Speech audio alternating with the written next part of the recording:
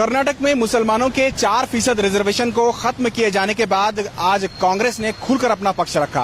कांग्रेस के दफ्तर में मुनक्किदा प्रेस कॉन्फ्रेंस में कर्नाटक प्रदेश कांग्रेस के इंचार्ज रणदीप सिंह सुरजेवाला ने खुलकर कहा कि बीजेपी की सरकार ने महज 90 दिनों में 3 मरतबा इस रिजर्वेशन में तरमीम किया है, यानी चेंजेस हुए हैं। ये हिंदुस्तान की आजादी की तारीख में पहली मरतबा किसी रियासत ने इस तरह के काम किए हैं। उन्होंने कहा कि ये जो 4% रिजर्वेशन को खारिज किया गया है, ये मुकम्मल तौर पर संविधान के खिलाफ है और ये बात बीजेपी भी जानती है। इसके बावजूद भी कौमों में लड़ाई करने और इलेक्शन का फायदा उठाने के लिए इस तरह का फैसला लिया गया है। डीके शिव कुमार ने भी खुलकर कहा कि वो खुद वकलगिया कम्युनिटी से आते हैं और उन्होंने कहा कि किसी का हक छीनकर हमें देने की जरूरत नहीं है।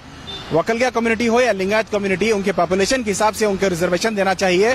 मुसलमानों का हक छीनकर देने की कोई जरूरत नहीं है। उन्होंने कहा कि यह सिर्फ इलेक्शन में फायदा उठाने के लिए किया जा रहा है। साथ ही साथ साबिक वजीर सिद्धरामैया ने भी खुलकर अपनी बात रखी। उन्होंने कहा कि यह मुसलमानों के साथ नाइंसाफी है और गैर संवैधानिक है। उन्होंने कहा कि यह बात बीजेपी बखूबी जानती है कि वो कोर्ट में या लीगली तौर पर इस रिजर्वेशन के जो फैसले को खारिज किया गया है, इसे प्रोटेक्ट नहीं कर पाएगी। इसके बावजूद भी ये फैसला इसलिए लिया गया है कि आने वाले दिनों में इंतखाबात है, इंतखाबात में वो किसी दूसरे कम्युनिटी को खुश करने के लिए किसी और कम्युनिटी के साथ नाइंसाफी कर रही है। उन्होंने खुलकर कहा कि आने वाले दिनों में कांग्रेस की सरकार आने वाली है, क्योंकि बीजेपी की सरकार महज कुछ ही दिनों की मेहमान है।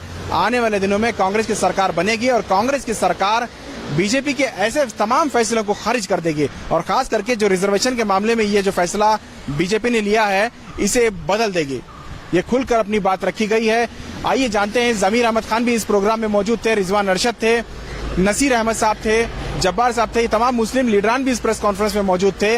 हम सबसे पहले जानेंगे कि जमीर अहमद खान इस ताल्लुक से क्या कह रहे हैं। कल से आप देखे होंगे, कल से हम लोग तमाम मुसलमान कायद मिलकर जद्दोजहद कर रहे हैं। कल रहमान साहब के घर के अंदर 4 बजे मीटिंग हुई थी। वो मीटिंग ख़त्म करके हम हमारे उलमा इकराम के पास सदील इरशाद में गए थे, हमारे अमीर शरीयत के पास। अमीर शरीयत के पास जाके बैठ के बात करने के बाद ये फैसला लिया गया है, ये जो भी है, जो तो हमारा जो 4% रिजर्वेशन जो था, 2B का रिजर्वेशन जो है, ये गवर्नमेंट जो निकाल दी गई है, उसके लिए हम कानूनी फाइट करेंगे करके तय किए।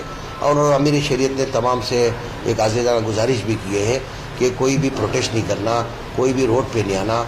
हम जो भी लड़ाई है, हम भाई कानूनी लड़ाई करके हम हमारा हक हासिल करेंगे करके कल ये फैसला हुआ अमीर शरीयत के पास। अभी हाल ही में हमारी पार्टी से हमारे AICC इंचार्ज सुरजेवाला साहब ने भी प्रेस मीट करके गया, हमारे प्रेसिडेंट डीके शिव कुमार साहब ने भी प्रेस मीट में कहा और सिद्धरामैया साहब ने भी प्रेस मीट में कहा। ओपन हमारी पार्टी का तमाम लीडर क्लियर कट इंस्ट्रक्शन है कि ये जो भी किया सरासर गलत है। ये निकाला जो है प्रोसीजर के हिसाब से नहीं निकाले, ये जो भी है सरासर गलत है। ये हाड़ा उड़ी के अंदर निकाला गया है, इसको हम हमारी पार्टी कंडम करती है करके क्लियर कट आज मैसेज दिए।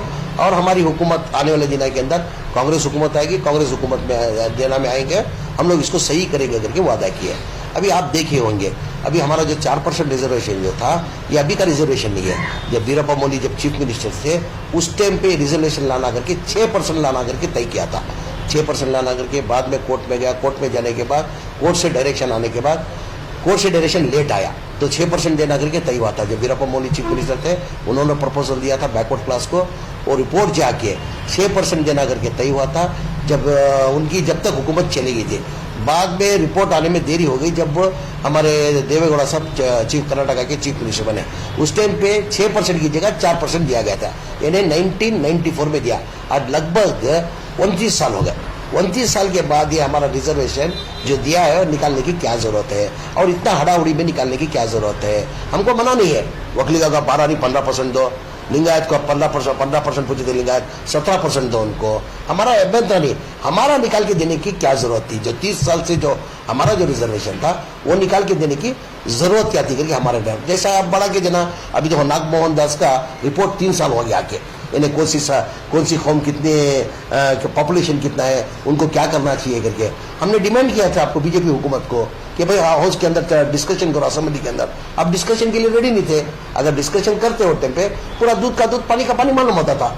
नागमोहन दास की रिपोर्ट आके 3 साल हुआ, 3 साल हुआ, आपने डिस्कशन के लिए रेडी नहीं है। आज भी हम क्या बोल रहे हैं, अभी तमिलनाडु के अंदर, हमारा कर्नाटका के अंदर रिजर्वेशन जो है 56% है।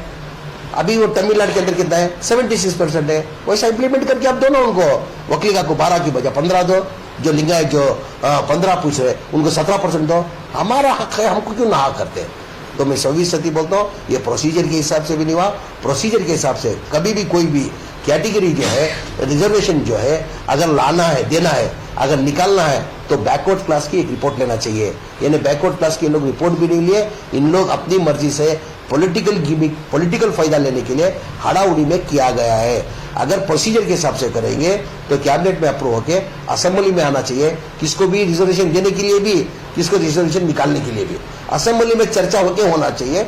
मगर हमारे को कोर्ट के ऊपर भरोसा है, कोर्ट के अंदर 100% हमारे को ये हमारा इंसाफ हमारे को मिलेगा करके उम्मीद है। मैं अवाम से भी आजीजाना गुजारिश करता हूँ, बहकावे में नहीं आना, बहकावे में आने से कुछ नहीं होता है। जैसा कि अमीर शरीयत उलमा इकराम कल फैसला लिए, हम कानूनी लड़ाई करके हमारा हक हमारे को हासिल करेंगे।